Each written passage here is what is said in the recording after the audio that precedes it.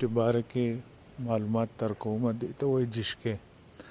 د دې د لپاسنۍ سرچې په دې کې غني او د لاندې پاڼې دا غني چې دا په جامو پوښلي سي کچې غني. دا ډېر زبردست بوټی دی چې د په تبو کې کار کوي، په الرجي کې کار کوي، دا نزله زکام خاص کر په سعودي عرب کې چې څوک ټوخی موخی چې په ډېر زیات راځي د هغې دپاره ډېر زبردست شیز دی. نن به د دې نه موږ چای پخوو. چای به ترې پخوو. دغه اوبه مې خوټ کولې دي او پای کې مې ګوړه اچولې ده او دا موږ اوس چای پخوو.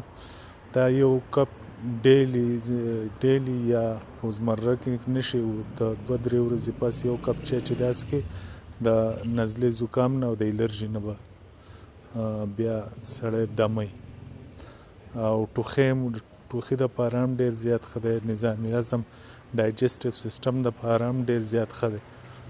دا زه په خپله د تېر 2 کالو نه استعمالوم او ډېر زیات خوشحاله یم. ما دې ډېره زیاته فایده راکړې ده. ډېر زبردست شیز دی. دې ته وایي جشکې.